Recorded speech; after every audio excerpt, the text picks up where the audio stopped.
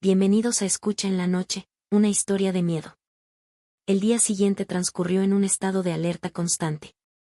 Cada vez que escuchaba un ruido, por pequeño que fuera, mi corazón se detenía, buscaba desesperadamente con la mirada el origen del sonido.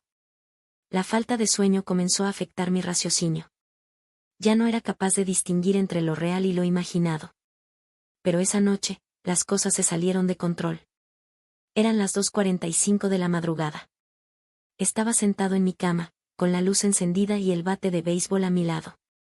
Mirando constantemente el reloj para ver cuántos minutos faltaban para las 3.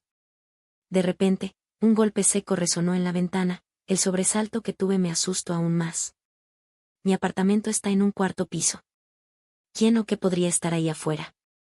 Me acerqué con cautela, podía sentir mi cuerpo temblando y me costaba controlar mis manos, pero me las arreglé para correr la cortina.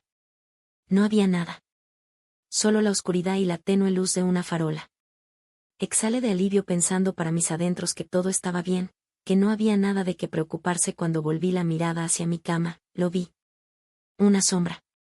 Alguien, o algo, estaba ahí parado. No puedo describirlo con exactitud. Era alto, con extremidades alargadas y una sonrisa torcida que no debería ser posible en ningún rostro humano.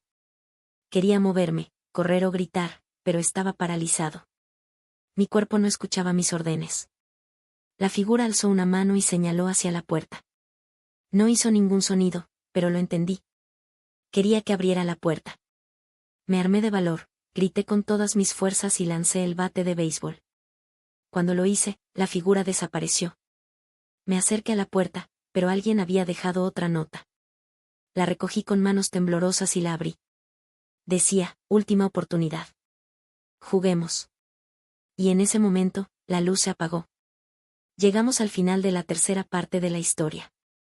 Si te gustó, recuerda dar me gusta y suscribirte para seguir escuchando historias en la noche.